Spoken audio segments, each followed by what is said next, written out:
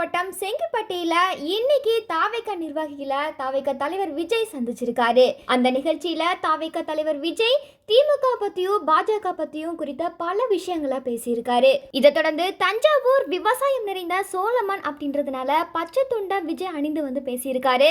அதாவது கடவுளுக்கே படையல் போடுறவங்க தான் விவசாயிங்க, பூமியை சாமியாக்குவதில் விவசாயிங்களுக்கு முக்கிய பங்கு இருக்கு அப்படின்னு சொல்லியிருக்காரு. நான் வந்து விவசாயி கிடையாது, ஆனா விவசாயிகளோட கஷ்டம் பத்தி எனக்கு நல்லாவே தெரியும். அதனாலதான் பரந்தூர் விஷயத்துல முதல்ல குரல் கொடுத்தது நான் தான் அப்படின்னு சொல்லியிருக்காரு. அடுத்த ஜென்மம்னு ஒன்று இருந்தா கண்டிப்பா நீ விவசாயி குடும்பத்துல தான் பிறக்கணும்னு ஆசைப்படுற அப்படின்னு எமோஷனலாவே பேசியிருந்தாரு. இதை தொடர்ந்து இந்த தமிழ்நாட்டை காப்பாற்றுறது எல்லாமே இந்த மு.க. ஸ்டாலின் தான், திமுக தான் அப்படின்னு பேசுறது எல்லாமே இனி ஒர்க் அவுட் ஆகாது. எனக்கும் மக்களுக்கும் நடுவுல யாராலையுமே வந்து நுழைய முடியாது. வீட்டுக்கு வீடு விஜய் அப்படின்றது இந்த தேர்தலில் 100% கண்டிப்பா உறுதியாகும். தமிழ்நாட்டில் கடன் வாங்கி திமுக ஆட்சி குப்புறப்படுத்திருச்சு. விவசாயிகளுக்காக ஒரு போராட்டத்தில் கூட அவங்க கலந்து கொள்ளல.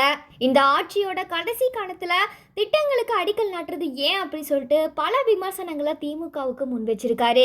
இதை தொடர்ந்து தாவேக ஆட்சிக்கு வந்தா நாங்க என்னென்னலாம் செய்ய போறோம் அப்படின்றதையும் விஜய் வந்து ஒரு சில விஷயங்களை தெரிவிச்சிருக்காரு. அதாவது மாநில மற்றும் ஒன்றிய அரசு ஊழியர்களாக இல்லாத பட்சத்துல அவங்களோட குழந்தைங்களை பொறியியல் மற்றும் மருத்துவம் உள்ளிட்ட தொழிற்கல்வி முதல் அனைத்து வகை படிப்புகளையுமே அரசே அந்த செலவை ஏத்துக்கும் அப்படின்னு உறுதி அளிச்சிருக்காரு.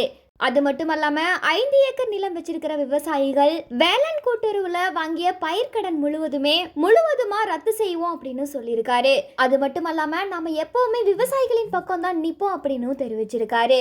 இதை தொடர்ந்து கொள்முதல் நிலையங்கள்ல கொள்முதல் ஏற்றுவதற்கோ மூட்டை ஏற்றி இறக்குவதற்கோ ஒரு மூட்டை கமிஷன் கூட வாங்காம பார்த்துக்குவோம். ஒருவேளை கமிஷன் வாங்கினாங்கன்னா அதுக்கு சட்டப்படி நடவடிக்கை எடுக்கப்படும் அப்படின்னு தெரிவிச்சிருக்காரு. அது மட்டுமல்லாம மீனவர்களுக்கு அடிப்படை வசதிகளும் செய்து கொடுக்கப்படும். மக்களுக்கு கல்வி, மருத்துவம், ரேஷன், போக்குவரத்து உள்ளிட்ட அடிப்படை வசதிகளுக்கு முதல்ல முக்கியத்துவம் கொடுப்போம் அப்படின்னு நிறைய வாக்குறுதிகளை விஜய் கொடுத்திருக்காரு. இதை தொடர்ந்து நாங்க ஆட்சிக்கு வந்தா கண்டிப்பா ஊழல் செய்ய மாட்டோம், ஊழல் இல்லாத ஆட்சியை தான் கொடுப்போம் அப்படின்னு சொல்லி தொண்டர்களோட சேர்ந்து விஜய் உறுதிமொழி கொடுத்திருக்காரு. தாவேக தலைவர் விஜய் சொன்ன இந்த தேர்தல் வாக்குறுதிகளை குறித்து நீங்க என்ன நினைக்கிறீங்க அப்படின்றத மறக்காம கமெண்ட் செக்ஷன்ல பதிவு பண்ணுங்க.